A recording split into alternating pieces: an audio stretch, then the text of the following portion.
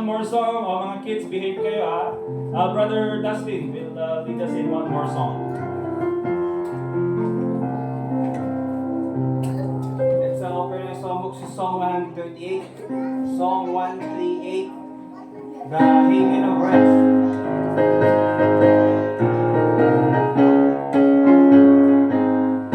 My soul in sad exile, I was out on life sea on the first.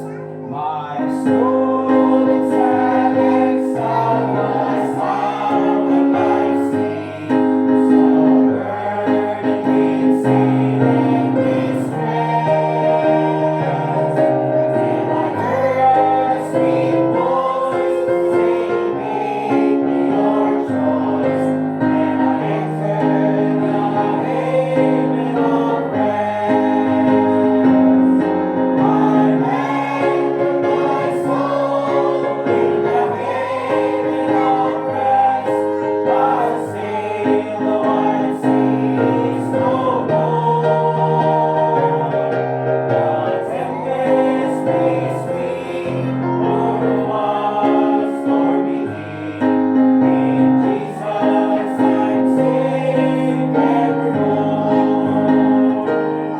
I yielded myself to His tender embrace, and faith taking hold of the world.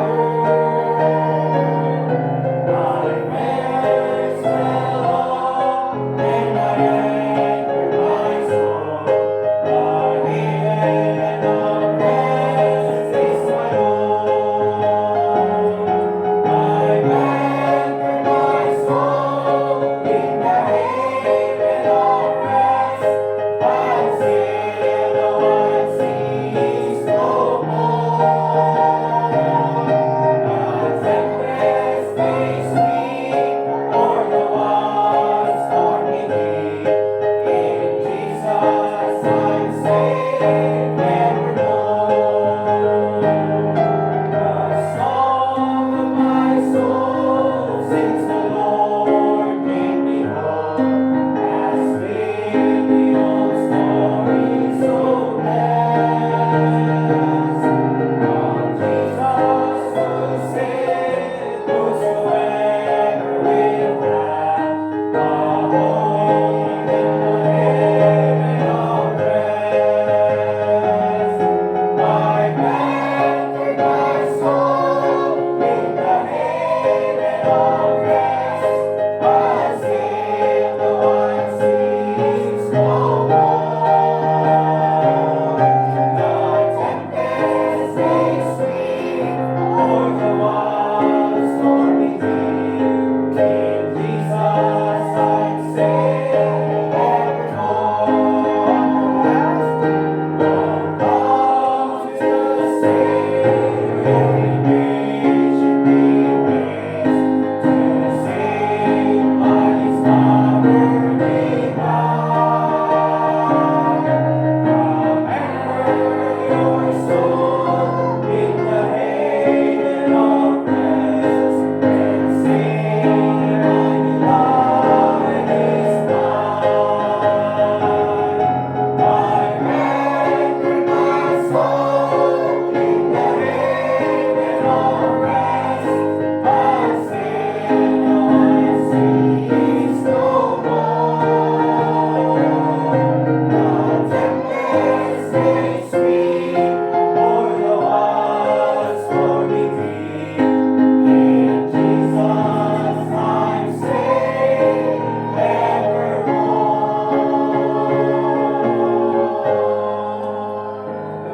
Amen. Great singing mga kapatid. Wonderful song. Thank you po for being here this morning again.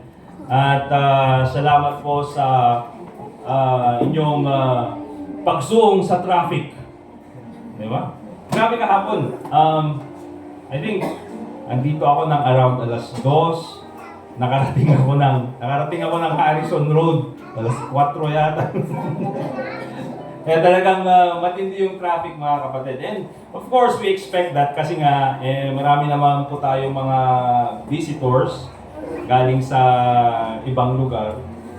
At sinasabi mga taga Baguio, Huwag na natin silang hayaan na pumunta dito sa Baguio.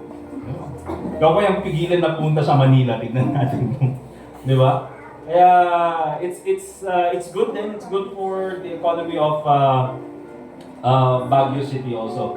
But disregarding all those things, we are here because we are here to worship the Lord Jesus Christ. Amen?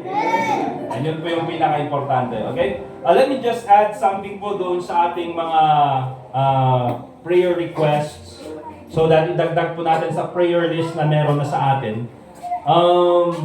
Sino yung may sakit ngayon? Si Flon. Okay? Ano yung sakit niya? Fever. Nag-fever. Si Flon, ipag-pray nyo si Flon na makarecover agad. Meron pa bang may sakit dito na kailangang ipag-pray? Yes, ma'am. Ma'am Daisy, ma'am. Nag-fever din, ma'am. Ipag-pray po natin si Brother Robel. May trangkaso din. Okay? Josa. Ha? Ubo? Okay lang yan. Ipag-pray. Ipag-pray natin. Ubo. Ginagaling si Josa kasi ngayon lang nag-visit ulit. Galing nagkapukalingga. Kano mag-supply dyan? No Tuesday, bago siya umalis, sasarin natin. Hindi, joke lang. So, thank you, Manang Diyosa. Kadom ni Kabsan, sublimot lang ni Kabsan mo, Kadom? Okay, no, at least, data kadwan na itata. Sino pa eh? Sino pa? Yung may sakit, si Flon, si Brother Robel.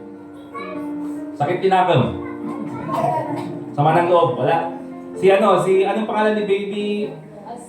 Si Baby Austin, yung baby ni Sister Cara. Okay?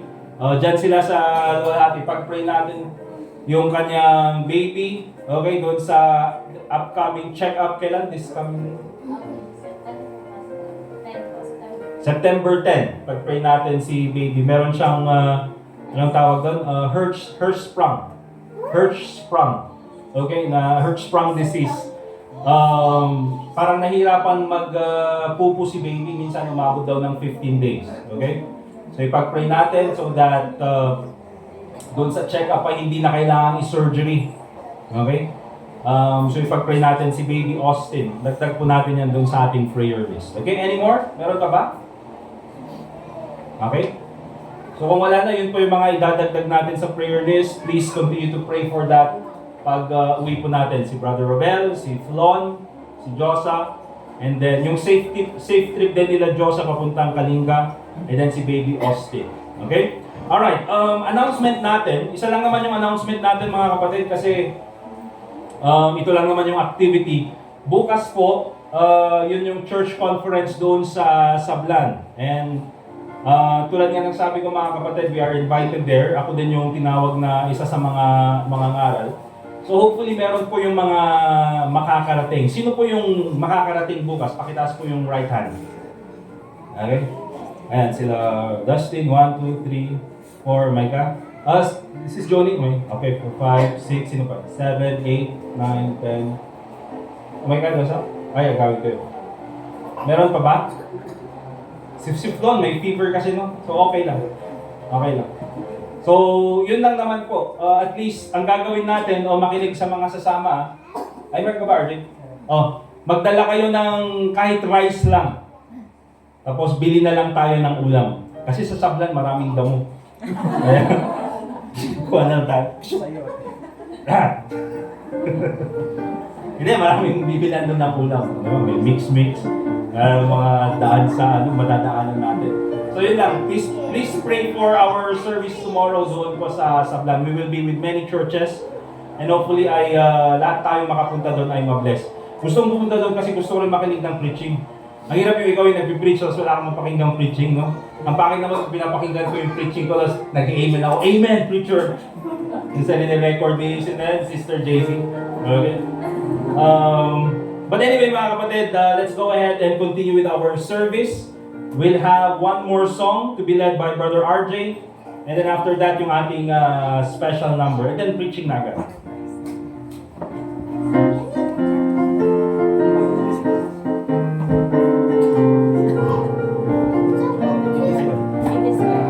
Page 145 po mga kapatid. Okay po tayo na sabay-sabay. Page 145.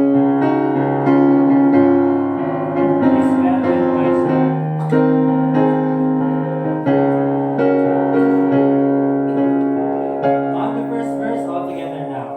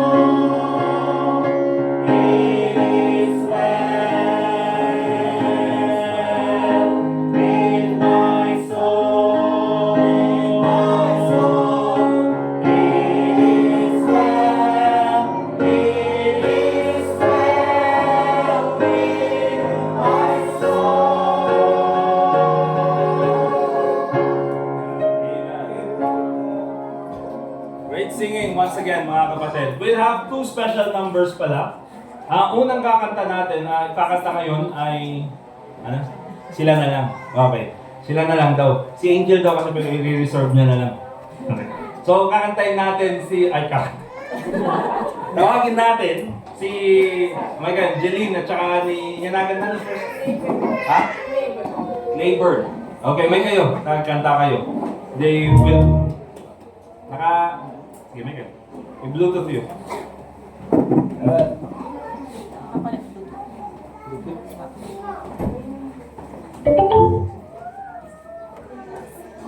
Ano mo na yung alalaingan, ha?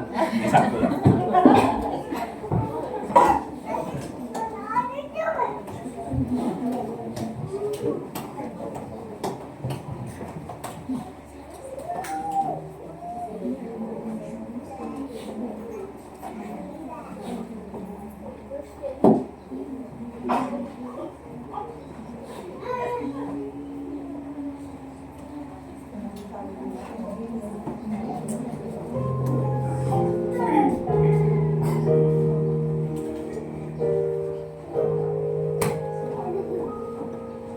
We're pilgrims on the journey of the narrow road, and the road gone before us lies the way, cheering on the faithful, encouraging to weary, to their lives as steering testament to God's sustaining grace. Surrounded by so great a cloud of witnesses, let us run to race not only for the prize, but as those who've gone before us, let us lead to those behind us the heritage of faithfulness passed on through godly lives. Oh, may all who come behind us find us faithful. May the fire of our devotion light the way. May the footprints that we leave lead them to believe, and the lives we live inspire them to obey. Oh, may all who've gone behind us find us faithful.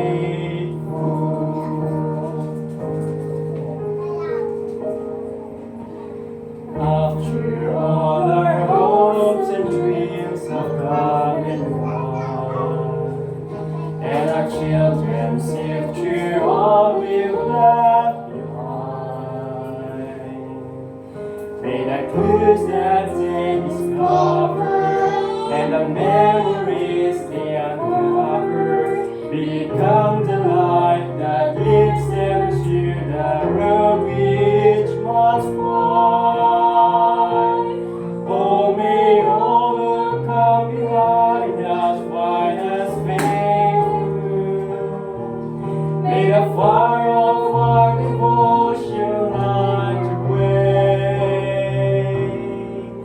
May the footprints that we leave lead them to believe, and the lives we live inspire them to obey.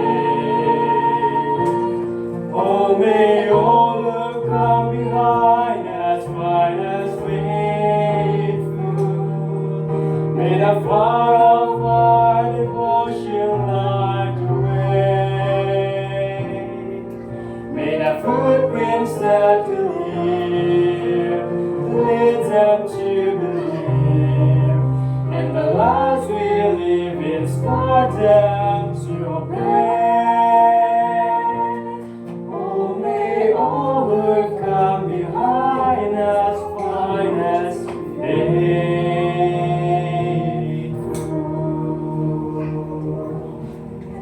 Amen.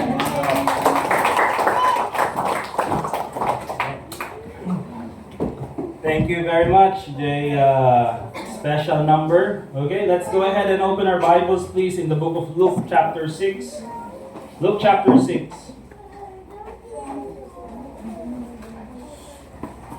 And babasahin ko po from verse 27 to verse 35. Luke chapter 6, and in verse 27 hanggang verse 35. Okay? The Bible says in Luke chapter 6, verse 27, "But I say unto you, which hear, love your enemies, do good to them which hate you, bless them that curse you, and pray for them which despitefully use you. And unto him that smiteth thee on the one cheek, offer also the other.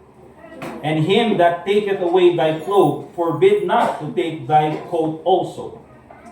Give to every man that asketh of thee, and of him that taketh away thy goods, ask them not again. And as ye would that men should do to you, do ye also to them likewise. For if ye love them which love you, what thank have ye? For sinners also love those that love them. And if ye do good to them which do good to you, what thank have ye? For sinners also do even the same. And if ye lend to them whom ye hope to receive, what thank have ye? For sinners also lend to sinners to receive as much again.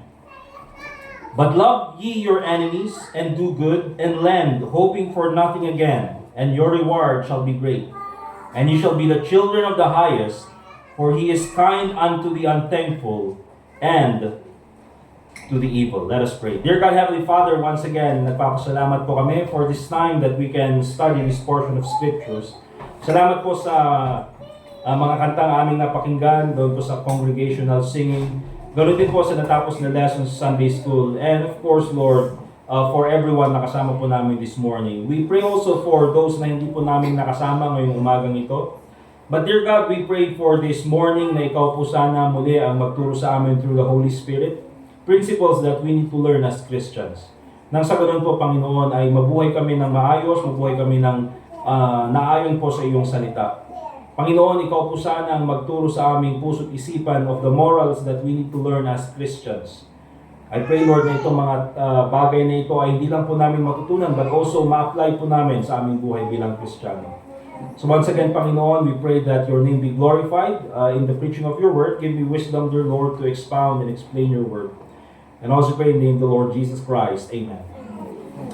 Alright, so ang title po ng ating pag-aaral in Luke chapter 6 is Love Your Enemies, the essence of Christian morality. Ibigin mo ang iyong mga kaaway or yung mga nangaaway sa iyo. Yun po yung ibig sabihin niyan, yung love your enemies. Okay? Yung sila yung nangaaway sa iyo. Okay? Ibigin mo yung mga nangaaway sa iyo. Yan po ang diwa ng pagiging Kristiyano or Christian morality. Love your enemies, the essence of Christian morality. Apat po yung titignan natin ngayong umaga. Unang-una, we'll take a look at the source of our morals. Saan po nanggagaling dapat yung ating moralidad. Pangalawa, wrong morals based on worldly ideas. Meron po tayong mga morality or mga morals na akala natin ito yung tama, pero actually taliwas sa sinasabi ng salita ng Diyos. Pangatlo, we'll also take a look at loving your enemies portrays Christ-likeness. Pagka iniibig natin yung mga nangaaway sa atin, yan po yung nagpapakita ng pagiging katulad ni Kristo. And pang-apat, how to love your enemies. Paano natin ibigin yung mga nangaaway sa atin? Okay? Kuryentehin natin. Yung nasa isip natin. Okay? So, love your enemies, the essence of Christian morality. Let's take a look at, first of all, the source of our morals. Saan po ba nanggagaling yung ating morals? Unang-una, pag sinabi nating morals, ito po yung ating behavior. Or, in other sense, good behavior. Marami po sa atin, karamihan sa atin, hindi, lahat pala tayo, lahat po tayo mga kapatid ay 30 to 40 years old. Amen? Nandyan tayo sa age gap na yan. Okay? Yung iba, mas bata. probably dun sa mga umabot ng 30 to 40 years old, naabutan natin yung na subject dun sa mga klase natin, yung GMRC. Amen? Meron ba kayo naabutan na GMRC? Good manners and right conduct. Values. Iba kasi yung values ngayon eh. Yung GMRC noon talagang nakafocus lang dun sa good morals. Di ba? Nung elementary kayo, ituturo kong dapat magsabi kayo ng thank you, dapat magalang doon sa mga nakakatanda, di ba? Magsabi ng po at opo. Mga basic, mga kapatid, na itinuturo sa atin. And that's why makita natin yung difference nowadays between yung mga millennials and then yung mga sumusunod minsan, hindi naman lahat, di ba? Minsan na mga kabataan na hindi sila umabot sa GMRC, there is a difference between morals. Okay? Especially ngayon, doon sa mga, diba, meron tayong millennials, tapos ngayon, sumunod yung, sumunod? Gen Z. And then ngayon, meron na namang isang generation. Diba? Gen Alpha. Alright? Sila Sophie, mga sumunod. Hindi, baka iba pa ang generation ngayon. Meron ng Gen Alpha. Okay? And so, if you take a look at this, even yung mga nauna sa atin na Generation X, if you take a look at, there are different morals between generations. Okay? And especially nowadays, maraming kabataan ngayon, they have these different morals because of social media. So it's very important na ma-address natin to that bilang mga Kristiyano, we have a different source of morality. Dapat yung paggawa natin ng mabuti ay hindi naaayon doon sa sinasabi ng mundo, pero naaayon dapat sa sinasabi ng salita ng Diyos. Unang-una, first of all, mga kapatid, di ba? Unang-una, first of all, titiyo muna. Let me just give an illustration. Merong mga tao that they have different morality. For example, may mga tao na okay lang sa kanila na uminom at maglasing. Di ba? Bakit okay lang sa kanila? Because they have a different morality. Sa kanila okay lang kasi wala naman silang, kasi pera naman nila. Wala naman silang sinasaktan na iba. Diba? So it's okay because that's their morality. However, nung ikaw ay naligtas, ikaw ay naturuan ng salita ng Diyos, ngayon, kung ganun man yung kaisipan mo noon, ngayon iba na. Bakit? Kasi nakita mo na yung katawan ay tahanan ng Holy Spirit. And therefore, kailangan mong alagaan yung iyong katawan at hindi yun nakakalugod sa Panginoon. And so, from now on, hindi ka na umiinom ng alak because now you have a different source of morality. Nagets niyo po? And so, it's very important na makita natin yung source ng ating morality. Unang-una, let's take a look at Romans chapter 2. One source of our morality is our conscience. Okay? Yung ating konsensya. Naalala niyo yung patalastas ng safeguard? Yung nanay habang naghuhugas, and then bigla siyang kinakausap ng isang espiritu, hindi yung konsensya niya yun. Alright? Romans chapter 2 verse 14. Ang sabi ng Bible, "For when the Gentiles, which have not the law, do by nature the things contained in the law, these having not the law are a law unto themselves." At tingnan niyo yung verse 15, "Which show the work of the law written in their hearts, their conscience also bearing witness." Anong ibig sabihin niyan, mga kapatid? Yung sinasabi dito ni Apostle Paul is that binibigyan niya kasi yung difference. Yung mga Jew, yung mga Hebrews during his time, mapalad sila. They are blessed by God. You know why?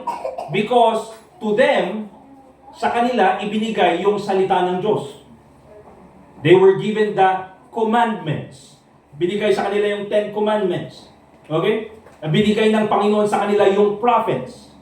And so, because of that, meron silang sinusunod na batas.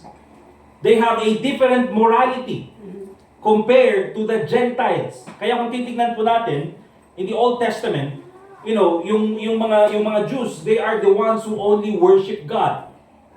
And then yung mga Gentiles, they worship pagan gods. Because they have a different morality. Alright? Pero ang sinasabi dito ni Apostle Paul is this, itong mga Gentiles, although hindi sa kanila binigay yung Ten Commandments, the Gentiles which have not the law, sabi ni Apostle Paul, do by nature the things contained in the law. O hindi man sa kanila binigay yung law, hindi binigay sa kanila yung Ten Commandments, thou shalt not kill, thou shalt not steal, thou shalt not covet, thou shalt not take. Hindi binigay sa kanila yung law, pero kahit na hindi binigay sa kanila yung law, ginagawa pa rin nila yung mga bagay na yun. Kaya kung titingnan po natin, although hindi binigay yung law sa kanila, they still understand na mali ang pumatay, mali ang magnakaw, mali ang magkaroon ng maraming asawa. Bakit? Because by nature, ililagay ng Panginoon sa kanilang puso't isipan na meron silang konsensya. Okay? So, unang-unang source ng ating morality is our conscience. Kaya wala pong pwedeng magsabi sa atin at magsabi ng excuse na, ay hindi ko alam yan, Panginoon. Kaya nakapatay ako kasi hindi ko kasi alam yan, hindi yan binanggit sa akin, walang nagturo sa akin ng thou shalt not kill. Hindi kailangang may magturo sa iyo ng thou shalt not kill. Bakit? Because your conscience will dictate to you that it's wrong to kill. Okay? Hindi mo man mabasa yung Bible, alam mo sa konsensya mo, sa loob mo, na mali ang pumatay. Okay? And so, that is one source of our morals, our conscience. Also, another source of our morals is the Scriptures. Okay? The Bible. 2 Timothy chapter 3, verse 16 to 17, the Bible says, all Scripture is given by inspiration of God and is profitable for doctrine, for reproof, for correction, for instruction in righteousness. Ito po yung palagi natin sinasabi, mga kapatid, na ang Bible po, even po sa pangangaral ng salita ng Diyos, hindi niya lang ipapakita kung ano yung mali mo. Okay? Because God knows, mga kapatid, maraming tao ang magaling magturo kung ano yung mali. Di ba? Anong may gagawin ka? Mali na naman. Mali lahat. Alright? But the Bible, mga kapatid, yes, pinapakita niya rin kung ano yung mali, pero tinuturo niya rin kung paano ayusin yung mali. I see, there's a big difference between that. May kita mo na meron talaga yung mga tao na may pakialam sa'yo, yung may care sa'yo. Bakit? Because pinapakita nila kung ano yung mali, but at the same time, ituturo nila kung paano mo ayusin yung mali. At dyan po nakikita natin yung pag-ibig ng Panginoon. Kaya ang sabi dyan, for correction, yung the Bible is not only for reproof, ipapakita ko yung ano yung mali, but it will also correct you. And it will instruct you in righteousness. Ituturo niya sa'yo kung paano ayusin yung iyong pagkakamali. Okay? And also, another source of our morals is the example of the Lord Jesus Christ. Isaiah chapter 53 verse 7. The Bible says, He was oppressed, ang ating Panginoon Jesucristo. Nung siya ay ipapako na sa krus, siya ay pinahirapan. He was afflicted, sabi ng Bible. And the Bible says, yet He opened not His mouth. Okay? Hindi nag-complain, hindi nagpakita ng, masamang intensyon, hindi niya pinagsisigawan yung mga tao. The Bible says, although the Lord Jesus Christ, siya ay pinahirapan, siya ay pinersecute, He was afflicted, yet He opened not His mouth. And so, itong mga tatlo na ito, there are many more sources of our morals. But for Christians, dapat ito yung ating source ng morality. Our conscience, the Scriptures, and the example of the Lord Jesus Christ. Now, bakit ko binabanggit ito, mga kapatid? Marami pong ideas sa mundo na minsan it makes sense. Akala natin it makes sense. But remember this, bilang Christians, okay, we must always compare worldly ideas to what the Bible says. Naintindihan ko? Kahit na akala natin, uy, ang ganda nung sinabi nun na, uy, ang ganda nung pinost sa Facebook, or ang ganda nun na. Pero, bago natin i-apply yan, yung morality na yan sa buhay natin, tignan muna natin kung ano sinasabi ng salita ng Diyos. Alright? So, second part na titingnan po natin, wrong morals based on worldly ideas. Ano yung mga wrong morals based on worldly ideas, and then i-compare po natin sa salita ng Diyos. Amen? Unang-una, wrong morals based on worldly ideas. Ito, palagi kong nakikita ito. Respect begets respect. Oh, respect begets respect. Alright? Ba't di mo siya respeto? Hindi niya ako rin respeto, hindi ko rin siya respeto. Again, mga kapatid, worldly speaking, parang, oo nga, dapat, oo nga, di ba, respect begets respect. But, teka lang, Kristiyano tayo. Iba yung source ng morality natin. We have a different platform when it comes to morality. Because remember this, the Bible never teaches respect begets respect. Hindi po yan itinuturo ng salita ng Diyos. Bakit? We do not wait for others to respect us. And then we respect them. Okay? Hindi natin hinihintay na, irirespeto kita kung irirespeto mo ako. The Bible teaches is this, we respect them regardless if they respect us or not. Kailangan ipakita natin ang respeto regardless if they respect us or not. Tingnan niyo po yung Luke chapter 6 verse 31.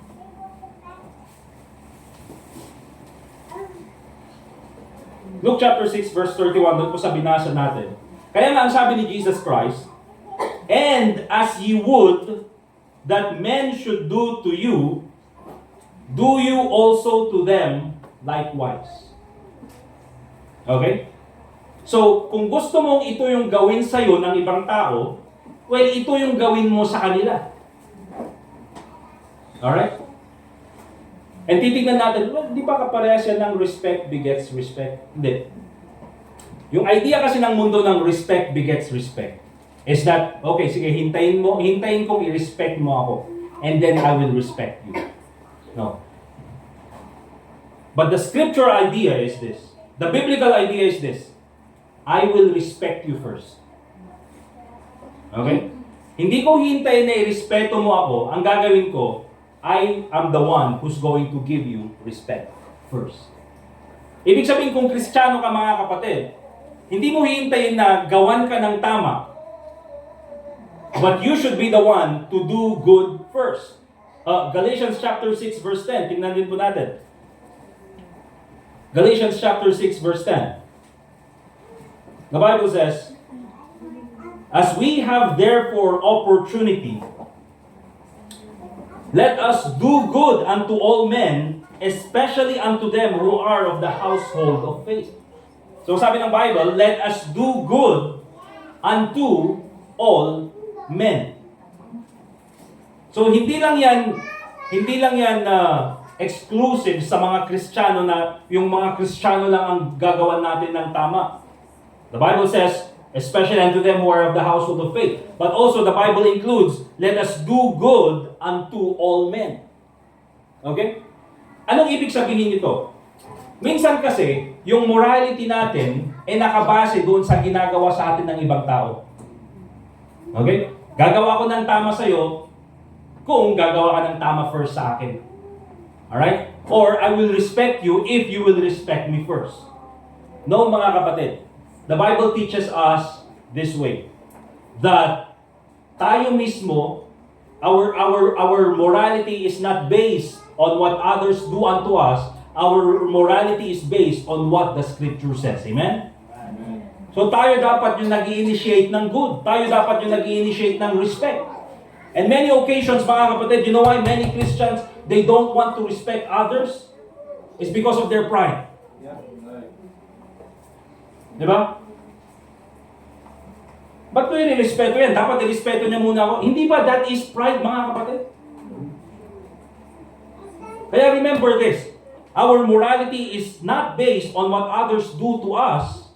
Our morality is based on what God commands us to do to others.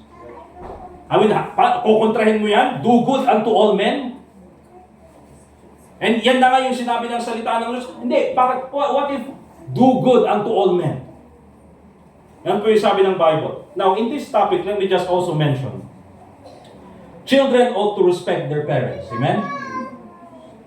Children ought to respect their parents. Remember this. Ang Bible po, tinuturuan ang mga parents to raise their children in godliness. That is the responsibility ng mga parents. Okay? Turuan yung mga anak to raise them in godliness. However, ang turo ng Bible sa mga bata or sa mga children is for them to obey their parents in the Lord, for this is right. Diba? Ephesians 6:1, obey your parents in the Lord, for this is right. And then pagkatapos niyan, honor thy father and mother. Don't you know mga kapatid na doon pa lang sa honor thy father and mother in the Old Testament, hindi lang yan nakalagay doon sa mga, this is a commandment exclusive for children. Hindi po. Okay? As long as your parents are alive, you ought to honor your father and mother. Okay? Now, bakit ko sinasabi ito? Minsan kasi mga kapatid, especially dun sa mga, yung nangyaring yung gold medalist natin sa sa Olympics, di ba? Imbis na i-celebrate yung kanyang gold medal victory, nangyari tuloy parang naging family issue. Alright? And later on, nakikita natin na, meron yung mga tao na nagsaside doon sa mother, and meron naman yung nagsaside doon sa girlfriend. Diba? Meron yung nagsaside doon sa girlfriend ng ating gold medalist na toxic yung mother. Hindi maganda yung ugali ng mother. Hindi ganito yung ng mother. Okay? And sinasabi ng iba, bago ko irespeto yung mga nakakatanda sa akin, dapat irespeto muna nila ako. You see, that's the thinking of many children nowadays. Alright? And nakakatakot yan kasi nawawala na mga kapatid yung sa atin na dapat tayo, we have to be respectful sa mga elders natin. Now, sinasabi nilang ganito na kahit na sila yung nakakatanda, kung mali naman yung kanilang ginagawa, hindi dapat irespeto. But here's the thing mga kapatid. Oftentimes, it's not about what you say, it's about how you say it. Diba? Kahit na sabihin natin mali yung nakakatanda, but to tell them disrespectfully, I think that is wrong. Kahit na mali yung nakakatanda, you as a younger person, I believe, should defend yourself, but you have to do it respectfully. Okay? Ayun, parang ang trato tuloy doon sa nanay ng ating gold medalist is that parang napakasamang tao, na parang napaka-toxic, na wala nang ginawang tama sa kanyang buhay. I'm just binabalikan ko lang mga kapatid. Siguro yung hirap ng nanay na yan sa pag-aalaga doon sa kanyang anak. Tapos nung naging gold medalist, ganun lang yung itatrato sa kanya. I'm not saying mga kapatid na ganun yung trato ng anak, pero dahil na-involve nga yung social media, kaya nagkagulo tuloy. I mean, tinatawag na toxic, tinatawag na, iniisip ko lang mga kapatid na, di ba, ikaw yung nagpapalit ng diaper ng bata, ikaw yung nagpupunas sa kanyang pupo, ginagawa mo ito, napupuyat ka dahil sa kanya, tapos nung malaki ka niya, tatawagin ka niyang toxic. Alright? Ikaw ay napaka-toxic mo rin nung bata ka, no? Alright? But that's the thing mga kapatid. And you know what? The thing is, makikita natin the difference between those different thoughts. Most people who side with the parent ay oftentimes yung mga millennials and above. Most people who side with the girlfriend, di ba, who contributed 2 years sa buhay ng gold medalist, is, yung mga Gen Z and below. And you see there the difference of morality. Okay? And so bilang Kristiyano mga kapatid, we need to have morals that are based on what the Bible says. Respect begets respect. Hindi yan tinuturo ng Bible. Ang tinuturo ng Bible is tayo dapat yung nag-initiate ng good to all men. Hindi nakabase yung moral natin sa kung anong gagawin nila sa atin. No. If we want them to do good to us, then we should do good to them first. Yan po yung turo ng Bible. Another wrong moral that's based on worldly idea is this: my body, my choice. Yep. My body, my choice. Di ba? And oftentimes, hindi yan napapakinggan, mga kapatid, sa Amerika. Hindi yan napapakinggan sa Pilipinas. But you know what? When it comes to social media, ang social media kasi, there is no boundaries when it comes to social media. Kaya oftentimes, kaya nagkakaroon ng isang morality, yung Gen Z generation ngayon, because they are all involved in social media. So ngayon, dahil merong ganong kaisipan sa United States or merong ganong kaisipan sa Amerika, it easily infects all their, mga kasama nila sa generation because of social media. Because of the internet. Alright? So my body, my choice. O katawan ko to. O kung ano yung gusto kong gawin sa katawan ko, yun yung gagawin ko. And it seems, kung titingnan natin, oo nga, tama naman, may choice mo sila. Di ba? Katawan nga naman nila. So dapat silang bahala doon. But again, we are Christians. And our morality is not based sa kung anong sinabi sa social media or kung ano yung sikat ngayon sa culture natin. Because remember this, karamihan po sa society natin, it is always against God. My body, my choice. The Bible says in 1 Corinthians chapter 6, verse 19. Yes, you have your body. Okay? Yes, you have your body. Binigay yan sa'yo ng Panginoon. But remember this. You have the responsibility to make the right decision for your body. The Bible says in 1 Corinthians chapter 6, verse 19 and 20, the Bible says, what, know ye not that your body is the temple of the Holy Spirit, Holy Ghost, which is in you, which ye have of God, and the Bible says, and ye are not your own. Okay? Yes, katawan mo yan. But remember this, binigay yan ng Panginoon sa'yo. Binigyan ka ng katawan, now binigyan ka ng Holy Spirit. And ang dapat kaisipan yan, mga kapatid, is this, hindi sa akin itong katawan na ito. The Bible says in verse 20, for ye are bought with a price. Binili ka ng Panginoon. Not only did God create you, not only did God give you a human body, pero nung ikaw ay nagtiwala kay Kristo bilang tagapagligtas, ang sabi ng Bible, binili ka ng Panginoon. Paano ka binili ng Panginoon? You are supposed to go to hell, pero ang ginawa ng Panginoong Jesucristo, binigay niya yung kanyang buhay, died on the cross, siya ay nilibing at muling nabuhay, and because of that, mga kapatid, Christ has purchased us with His own blood. And so kung ikaw ay create ng Panginoon, ikaw ay pinili niya, you cannot say that you own yourself. You see? Kaya ang sinasabi dito ng Bible in 1 Corinthians is, therefore glorify God in your body and in your spirit, which are God's. So ang tamang kaisipan is this, hindi po my body, my choice. The tamang kaisipan is this, gagamitin ko ang aking buhay, gagamitin ko ang aking katawan to glorify God. Alright? Another false or another wrong moral based on worldly ideas. Ito hindi naman ito basically parang morality, but it's a quote. Quote siya na minsan gustong-gusto ng maraming tao. Revenge is a dish best served cold. Diba? Revenge is a dish best served cold. Sarap gumanti. Masarap. Kung bumawi.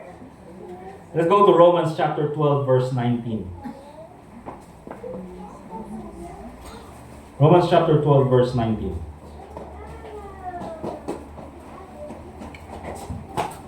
The Bible says, Romans chapter 12, verse 19, dearly beloved, avenge not yourselves, but rather give place unto wrath. Yung give place unto wrath ay sinasabi dyan is okay lang na magalit ka. It's normal na ikaw ay magalit. Pero hindi dapat ikaw yung gumagawa ng pagganti. Okay? Kaya sabi diyan, avenge not yourselves, but rather give place unto wrath. The Bible says, for it is written, vengeance is mine, I will repay, saith the Lord. Now, another interpretation of give place unto wrath is, hayaan mo ang Panginoon to pronounce His wrath to the people who hurt you. Okay? Kaya sabi doon, vengeance is mine, I will repay, saith the Lord. Kasi pag nasaktan tayo mga kapatid, or tayo yung sinaktan ng ibang tao, yung reaction ng flesh, or yung reaction natin, yung human reaction natin is gumanti. Tama? Yung reaction natin is dapat makabawi tayo. Ginawan niya ako ng masama, sinaktan niya ako, sasaktan ko rin siya, at dadagdagan ko pa. Diba? So yun yung human reaction. Yun yung gusto natin gawin. Yun yung fleshly reaction. But remember this. Prayer is the reaction of the Holy Spirit. Right. The flesh, anong reaction ng flesh pag ikaw ay nasaktan? Bumawi, gumanti. Pero the reaction of the Holy Spirit is this, prayer. Anong ibig sabihin nun, mga kapatid? Yes, ikaw ay nasaktan, but you have to pray. Anong ibig sabihin nun? Ibigay mo sa Panginoon ang pagganti. Amen. You pray to God at sabihin mo sa Kanya, Panginoon, nakita mo kung anong nangyari, nakita mo kung anong ginawa nila sa akin, nakita mo po, alam mo kung ano yung aking nararamdaman. Panginoon, hindi po ako gaganti. Ikaw po ang gumanti para sa akin. Vengeance is mine, saith the Lord. Yun po yung sinabi ng Bible. It is God's job to avenge us. Kaya minsan mga kapatid, you know what, yung kaisipan ng pagganti, yung kaisipan ng ikaw gusto mong bumawi doon sa mga nakasakit sa iyo. Minsan, pag ganun yung kaisipan mo, it makes you crazy. Nagiging iba yung takbo ng isip mo. Katulad for example, nung isang Kristiyano, yung isa daw na tao, di ba? Gumising siya ng umaga at talagang halos magtatanghali na. At bakit ka napuyat? Kasi grabe yung lamok kagabi. Alam niyo yung mga kapatid, yung tutulog ka ng gano'n pero hindi ka makatulog kasi mga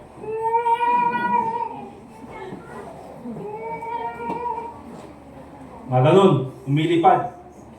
Nakakadisturbo sa pagtulog. So, ang ginawa niya? Buksan niya daw yung ilaw. At talagang gusto niyang bumawi doon sa lamok. So, hinihintay niya yung lamok na gano'n. At nung nakuha niya yung lamok na gano'n, ginanon niya rin. Ginanon niya rin ng magdamag. Bakit mo ginawa? Para hindi rin siya makatulog. You know what? Eh minsan mga kapatid, kapag ganun kasi yung takbo ng isip natin na gusto natin bumawi, minsan nagiging parang baliw tayo eh. You know? Ang ginagawa mo sa kwarto mo, gusto ko lang bumawi sa lamok, di ako pinatulog eh. And sa mga kapatid, you know, that's one of worldly ideas that is against what the Bible says.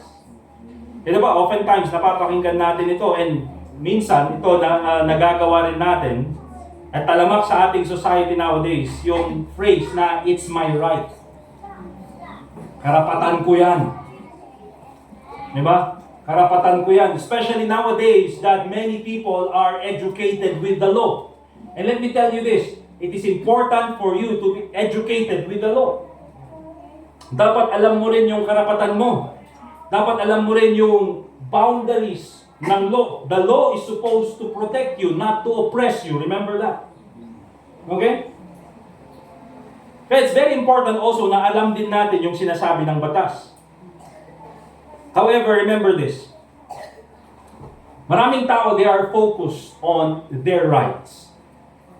Many people are focused on being right or winning an argument dahil ito yung kanilang right.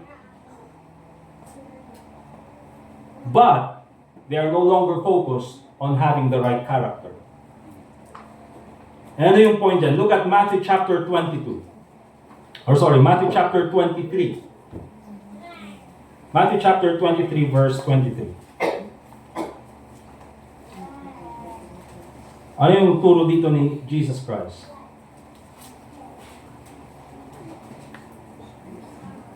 Matthew chapter 23, verse 23. The Bible says, "Woe unto you, scribes and Pharisees, hypocrites," sabi ni Jesus Christ. "For ye pay tithe of mint and anise and cumin, and have omitted the weightier matters of the law." So ang pinagmamayabang kasi ng mga Pharisees ay, we are following the law. Ginagawa namin kung ano yung sinasabi ng law. We are giving tithes. Ginagawa namin kung ano yung sinabi ng law ni Moses. Pero anong sabi ni Jesus Christ? Hypocrites. Bakit? Kasi nga, yan, sinusunod nyo yung law, but you have omitted. Hindi nyo sinusunod yung weightier matters of the law. Ano yung mas matimbang kesa sa law? Judgment, mercy, and faith. "These ought ye to have done, and not to leave the other undone." Anong ibig sabihin nito? Yes, you should follow the law. Yes, you should know what the law says. But also, you should develop a good character. Bakit? When it comes to life, mga kapatid, especially when it comes to being a Christian, it's not always about being right. It's not always about winning an argument. It's also having an understanding heart. It's also being able to have a, good judgment. It's also being able to have, loving others. Hindi lang yung puro ako yung nasa tama. Kaya nga meron yung, understand this, you see? Probably you have relationships before that were already destroyed or nagkaroon ng lamat or hindi na maayos yung relationship. Probably because you won an argument. Di ba? You won an argument, but you did it in a wrong way. Nanalo ka sa argument, pero pinakita mo sa kanila na wala silang alam.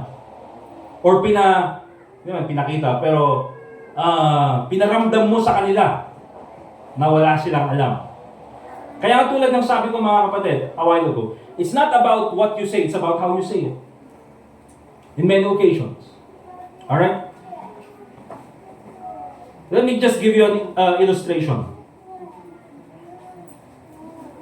Many traffic accidents, marami pong mga aksidente sa kalsada that could have been avoided if people just applied judgment and mercy. Ano ibig sabihin yan? Meron po mga kapatid, yung mga, for example, sabihin natin nagda-drive doon sa kalsada. Ito kasi marami palagi na, kahit dito sa Baguio, dati wala ka masyadong naririnig na nagsisigawan sa kalsada. Pero nowadays, ang dami na nagsisigawan sa kalsada. Okay? E minsan, ikaw na rin gusto mo rin makisigaw. Alright? But, many road accidents ay pwede sanang iwasan kung kahit isa lang doon sa parties involved know how to show judgment and mercy. What I'm saying is this. For example, nagda-drive doon sa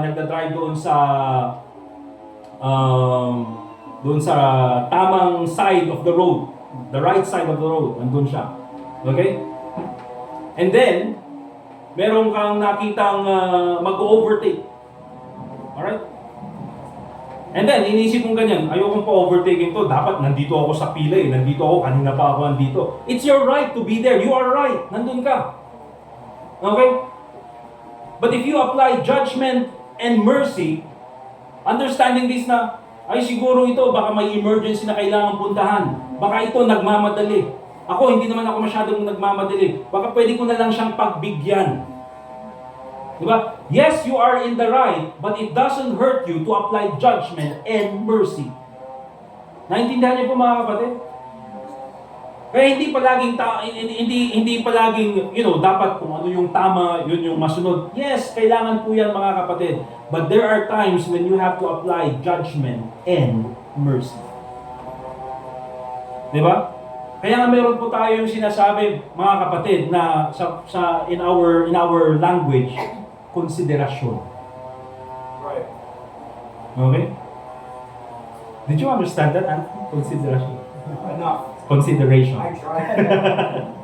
Consideration. Okay? Eh nakita mo na ang nag-emergency ganyan or nakita mo na ang nagmamadali. Tapos, nandun ka nga, ikaw yung nandun, nakapila ka pero hindi mo pinagbigyan. Yes, you are in the right. Wala siya. It's not your obligation na pasingitin yung ibang tao. But, will it hurt you? Napagbigyan yung isang tao na yun? Yes, you are in the right. But also apply judgment and mercy. Nag-gets niyo po mga kapatid? Kaya nga minsan, even po sa atin, ginawa na ng batas yung at least dito sa Baguio, yung aking observation. Yes, ginawa ng batas na dapat naka-priority yung elderly, senior citizen, di ba? Yung pregnant, and then of course, pati yung mga persons with disability. Okay, ginawa yung batas. But you know what, I think dito sa Baguio, hindi kailangang gawing batas yun. Because automatically, people do that. You know why? Because it's the right thing to do. Right. Nag-gets niyo po? So kahit na walang batas, if you apply judgment and mercy, you will do the right thing. Alright? And so, third section na titignan po natin, yun po yung iba sa mga wrong morals based on worldly ideas. But let me also mention, loving your enemies portrays Christ-likeness. Okay? Loving your enemies portrays Christ-likeness. Basahin po natin yung Luke chapter 6, verse 32 to 34.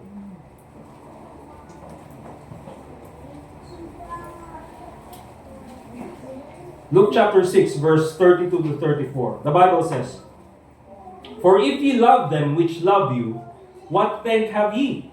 For sinners also love those that love them. And if ye do good to them which do good unto you, what thank have ye? For sinners also do even the same." Okay? Now, ituloy po natin later on. What is the idea behind the Lord Jesus Christ teaching us to love our enemies? Bakit kaya tinuturo ng ating Panginoong Jesucristo sa kanyang mga disciples and even sa atin to love our enemies? Remember this. Because if we learn to love our enemies, we can understand probably how difficult it is. Yung sinabi ni Jesus Christ, "Father, forgive them. They know not what they do." Diba? Of course, probably kay Jesus Christ, hindi yun mahirap. Pero if you try, applying that sa mga taong nang naaaway sa'yo, I mean, it's difficult. Masabihin, "Panginoon, forgive them. They know not what they do." See, hindi lang yan. Bakit tinuturo ni Jesus Christ yung to us to love our enemies? Bakit? Because if you love your enemies, you can show the difference between the Christianity or Christian morality and worldly morality. Anong ibig sabihin yan? Kasi sabi ni Jesus Christ sa Book of Luke, kung mahal mo lang yung mga taong nagmamahal sa'yo, what's the point of that?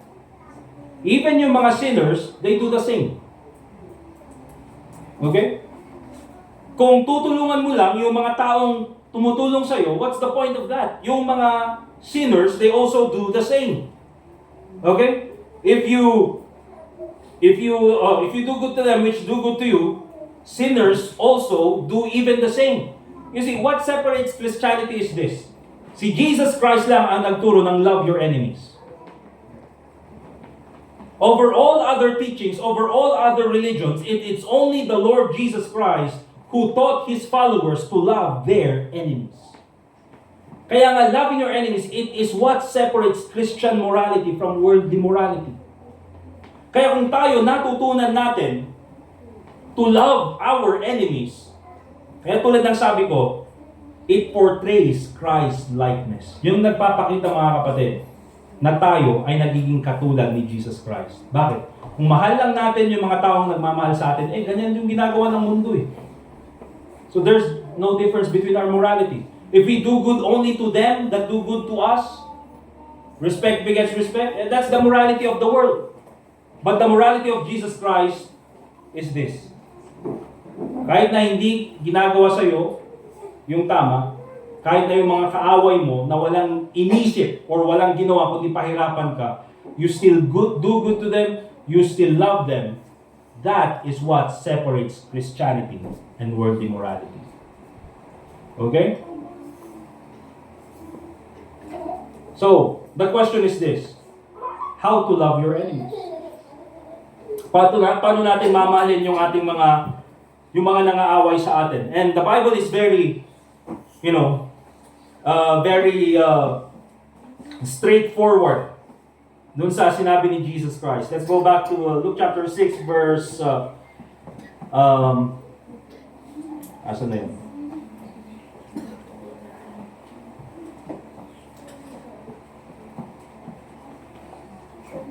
Verse 27. Okay? So, sabi niya ganyan, "But I say unto you which hear, love your enemies." And dito po nagsisimula yung how do we love your enemies? The Bible says, "Do good to them which hate you." Okay? So, yung ginawa ni Jesus Christ dyan is, hindi niya lang sinabi na, you have to love your enemies, but binigay niya yung mga gagawin natin in order to love our enemies. If you're going to love your enemies, do good to them which hate you. Mahirap gawin mga kapatid, di ba? But again, that's the essence of Christianity. That is what separates Christian morality from worldly morality. Do good to them which hate you. See, loving your enemies ay hindi lang, minsan kasi sasabihin natin, para matigil na, inaaway ako, hindi ko na lang papansinin. Okay? And akala natin okay na yun. You see, loving your enemies is not just about not retaliating, or hindi ka na lang bumawi, or probably wag silang pansinin, or sa term ngayon, ghosting. Di ba? I-ghost na lang natin sila, wag na lang natin pansinin, or wag ko na lang pansinin siya. You know mga kapatid, si Jesus Christ, He did not stop there. Anong sabi niya ganyan? Do good to them which hate you. If you're truly going to love your enemies, you have to do good to them. Kailangan mong gumawa ng kindness sa kanila. Alright? Difficult. Pero it's the teaching of the Lord Jesus Christ. Ano pa? If you're going to love your enemies, the Bible also says, bless them that curse you. Ang daming sinabi sa'yo na masama. Ginawan ka ng kwento. Okay? Hindi ka lang ginawa ng kwento. Pin-Facebook ka pa. Alright? At pinagkukwentuhan ka pa sa iba. And so, what's the fleshly response? Okay? What's the fleshly response? Ay, pambihira ng tao, gusto mong sabunutan. Alright? Or gusto mong gawan ng masama. Or gusto mo rin magsabi ng masama sa tao na yan. Ano sabi ni Jesus Christ? Bless them that curse you. Hindi lang gagawan ko sila ng masama. Hindi lang gagawan ko sila ng mabuti, but also I will say good things to them.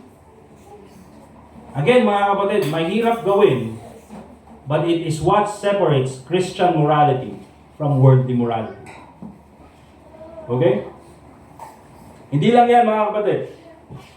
Pray for them which despitefully use you. Ano ibig sabihin nito? There are people who will manipulate you. There are people na will take advantage of you. May mga tao na gagamit sa'yo at kapag hindi ka na nila, wala na silang advantage na makukuha sa'yo, iiwanan ka na lang. Okay? And pag na-realize mo na, ginamit lang ako ng tao na ito. Okay? Tinake advantage lang ako ng tao nito at nung wala na siyang makuha sa akin, iniwan na lang ako. Whether it be family or whether it be, would say, friends. Parang sabi ni Jesus Christ, pray for them which despitefully use you. I mean, intentional na ginawa nila ito. So, hindi lang, pambira, ipagpe-pray ko pa itong tao na ito. Ano yung pag-pray ko? Pag-pray ko man nga, Apo Diyos, makimat ko ma. Ito'y tao nga na ito. Nagmayat ko man ang kasjay niya. Pero yung sinabi niya na ipag-pray, is yung ipag-pray ng mabuti, ipag-pray ng maayos, ipag-pray na sana baguhin niya yung kanyang ginagawa, ipag-pray na sana ay siya ay mas maging mabuting tao. Okay? What does it mean to love your enemies? How to love your enemies? Not only pray for them which despitefully use you. Okay? By the way, yung ano na yan ha, pray for them which despitefully use you. Ginawa ka ng masama. Minsan, ito naramdaman ko minsan. Ito masama. Naramdaman ko minsan. Ginawa na ko ng masama, ginawa ng kwento. Ano yung feeling ko? I will not share to you the gospel. Hindi ko share sa iyo yung gospel dahil sa ginawa mo sa akin. Alam mo yung parang sinabi ko doon? Go to hell. But you know what? You realize that and you look at what happens to people when they go to hell. And yun doon papasok yung sa isip mo, I will not wish this on my worst enemy. Okay? And so anong gagawin mo? Pag-pray mo na sana Panginoon, hindi man ako yung makapag-share sa kanya ng gospel, but hopefully, he will learn about the gospel. And Lord willing, siya ay maging part ng church. At kapag siya ay naturuan ng salita ng Diyos, sana baguhin niya yung kanyang ugali. Or baguhin niya yung kanyang kaisipan. Alright? Hindi lang yan, mga kapatid. What does it mean? Or how to love your enemies? The Lord Jesus Christ, ang sabi niya dito, Him that smiteth thee on the one cheek, offer also the other. Tak. Oh, yung isa pa. Now, that is not what that means, mga kapatid. Na, minsan kasi sinasabi ito, so yung ganyan. Ikaw na nga yung hold the pen. Tapos, papabayaan mo pang saktan ka ng ganyan. Mga kapatid, even the Lord Jesus Christ teaches us to defend ourselves. Okay? Na kapag ikaw ay sinaktan, you should also at least learn to defend yourself. That's why it's very important, mga kapatid, na tingnan natin yung context dito. Dito sa mga Hebrews, kasi dito sa mga Jews, yung pagsampal is an insult. Okay? So yung binabanggit dito ni Jesus Christ is talking about insult. If others insult you, go ahead, let them insult you. Okay? Hindi yung sinasabi niya. Hindi, pag ikaw na nga sinuntok na ganyan, oh, yung isa pa. Hindi. This is talking about insult. Bakit, mga kapatid? I believe, mga kapatid, that if you maintain your character will disprove every false accusations against you. Okay? So him that smiteth thee on the one cheek, offer also the other. Anong ibig sabihin nito? If others insult you again and again, especially for the Lord Jesus Christ, it is not an excuse for you to insult them as well. Or to say bad things to them as well. Bakit? Again, our morality is not based on the actions of others to us. Our morality is based on what the Bible says. Amen? And also last, how to love your enemies. Him that taketh away thy cloak, forbid not to take thy coat also. Kinuha na nga sa'yo, tapos hahayaan mo pang kunin yung iba. Ang ibig sabihin nito, mga kapatid, is when it comes to Christianity, itong mga tao na ito, they are really the ones in need. Even if people mistreat us, we must be willing to give them above and beyond what they need. Okay?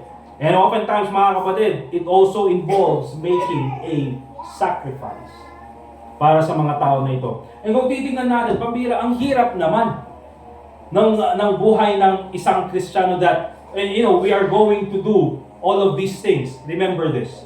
All of these things, Christ did for you. All of these things, Christ did to you. Okay? Lahat ng mga bagay na ito, ginawa ng ating Panginoong Hesukristo sa atin. Kaya nga, if I would just give you this one, let's say, point na sana ay maintindihan natin from our lesson. If you're going to take away this one principle, remember this. The bad actions of others is not an excuse for your bad reactions. Okay? Yung ginawa sa'yo ng iba, masama man yan, hindi yan excuse na ikaw gumawa rin ng masama. Bakit? You're a Christian. You have a different sort of morality that is not based on what the world says, not based on what other people do. It is based on what the Lord Jesus Christ teaches. You are a Christian. You have to be better in terms of morality. Amen? Kaya yung pagiging Kristiyano po mga kapatid, it is a daily struggle that we need to do. Yung flesh natin gustong gumante, yung flesh natin gustong gumawa ng masama sa mga taong nangaaway sa atin. Again, love your enemies. Pag sinabi nating enemies, these are people na nangaaway sa atin. Hindi tayo yung nangaaway sa kanila. Amen? And sabi ng Bible, love your enemies. Yan po ang tunay na diwa ng pagiging Kristiyano. If you can do that, then you will learn how living a Christian life truly is. Christianity is not just about sharing the gospel. Christianity is just not about coming to church. Christianity is not just about reading the Bible, praying to God. Those are good things. Napakagandang gawin natin. But also, Christianity is about loving your enemies. Amen? Let us pray. Dear God, Heavenly Father, once again, we thank you for this time na kami po muli ay matuto sa iyong salita. Panginoon, forgive us if there are times when our reactions, our actions also are not according to your word. Panginoon, meron po yung mga panahon na kami po ay naging hindi po Kristiyano sa aming mga asal sa ibang tao. I pray, Lord, that with the lesson that we have learned, we will learn to always base our morality on what you say. And we will learn to examine worldly ideas according to what you say in the Bible. I pray, Lord, na ikaw po ang magbigay sa amin ng patience. Panginoon, alam mo po, this is a struggle for each and every individual in this congregation this morning. Mula po sa mga taong nasa upuan, even to me as a preacher, we struggle with all of these things every day of our life. So, I pray, Lord, that you be the one to give us the desire to be better. I pray, Lord, that you give us also the patience to apply these things in our life. We already have these commandments at ang kailangan lang po namin, Panginoon, na i-apply sa mga buhay namin. I pray, Lord, Panginoon, na ikaw po, Panginoon, na magbigay sa amin ng tapang and the patience to apply these things. Lord, once again, we thank you so much for your mercy and grace to us. At kahit na kami po ay iyong naging kaaway in the past, but you gave us the opportunity to be saved and to be part of your family. Thank you, Lord, for loving us despite our sin. So once again, Panginoon, as we continue in our service this morning, as we continue in our invitation, ikaw po sana, Panginoon, ang magbigay ng kasagutan sa prayer ng bawat isa ngayong umaga nito. Also pray in the name of the Lord Jesus Christ. As all heads are bowed, let's continue to pray, mga kapatid. We only have one prayer request this morning, and it's for yourself. That I pray that you will apply yung mga bagay na natutunan natin this morning. I think it's very straightforward yung tinuro ng ating Panginoong Jesucristo to love our enemies. And I'm sure that there are many opportunities na pwede natin itong i-apply sa buhay natin bilang Kristiyano. The only question is, are you willing to apply it in your life? So sige po, let's go ahead and pray.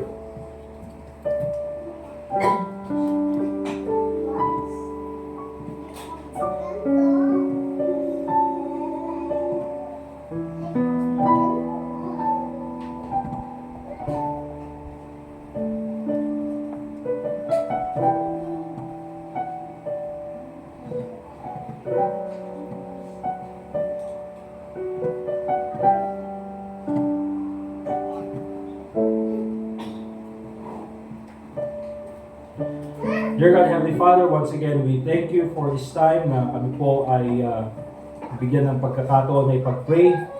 Hindi lang po ang aming sarili, kundi ang bawat isa. I pray, Lord, that you help us become better Christians.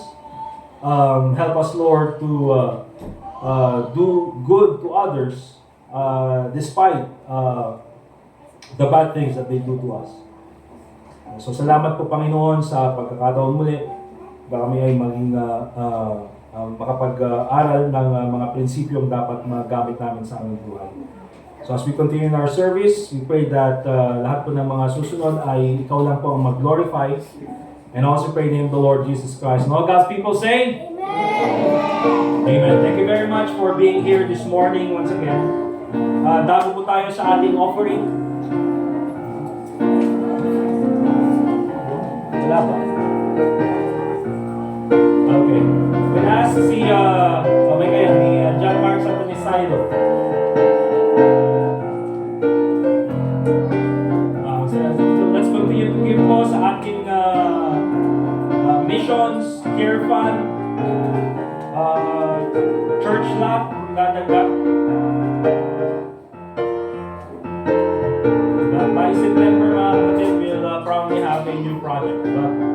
But for now, let's continue to give sa ating mga responsibilities here at church.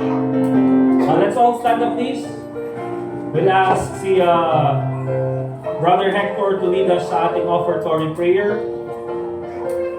And after that, we'll continue the service.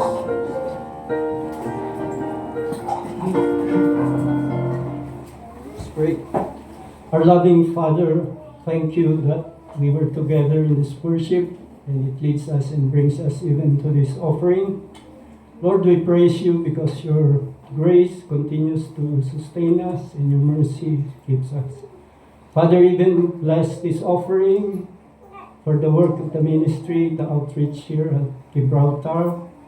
Lord, that more people will be reached for Christ and that we would all together grow in the faith. So bless this offering, Father, and help us to give, that we would be cheerful and glad in our giving. We ask this in Christ's name. Amen. Amen.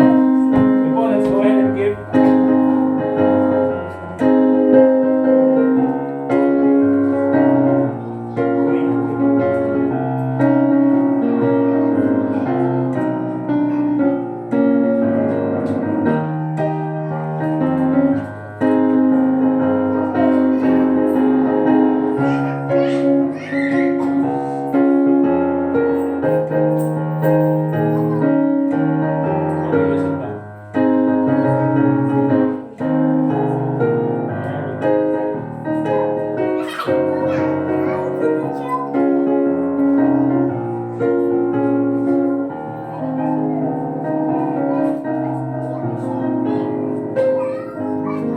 Buti nakarating yung mga kids dyan sa Luwalhati. Thank you. Punta ba kayo doon? So, ba't punta late kayo? Ha? Hinihintay nyo kasi si McLean magising buhatin nyo. Pagkakatulog pa, buhatin nyo papunta dito. Okay? Alright, merong request dito. Kantahan daw natin ng happy birthday si Sister Angel. Yung dahil mag-piano para sa'yo, ha? Kasi birthday niya last August 20, kaso hindi kami nakapag-focus kasi nga nagkasakit si Sophia. So sabi ng ladies ngayon daw kakantahan. Okay? Let's sing happy birthday to my beautiful wife. All together, sing. Happy birthday.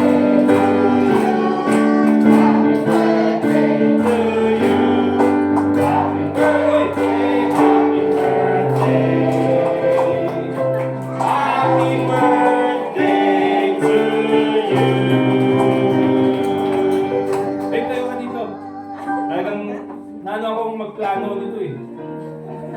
Dito kami. Picturean nyo to, ha? Plinano ko to mga kapatid. Happy birthday.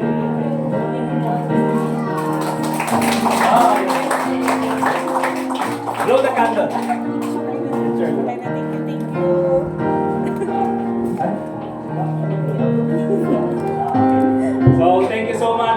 church, dun sa pag-effort, and of course for hindi naman yung yung pag-appreciate kay Sister Angel.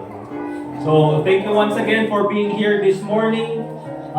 Once again, let's all stand up, please. We'll have our closing song, and then after that, we'll have si Brother Larry na lang for our closing prayer. For our closing song, we'll sing And the Storm Passes. 119. Song number 119. Till the storm passes by.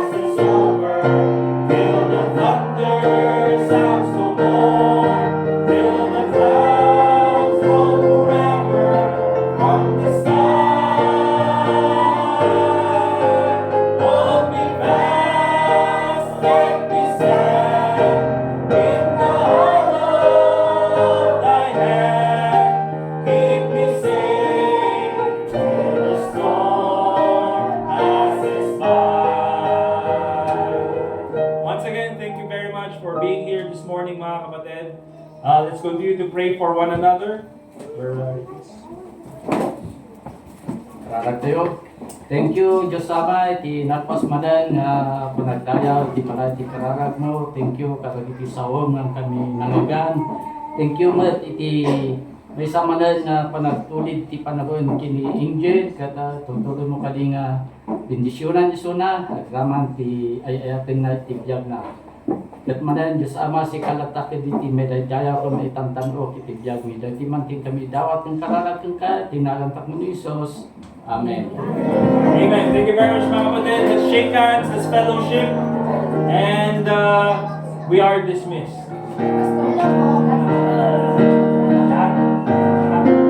Okay, meron pong sa labas. lunch na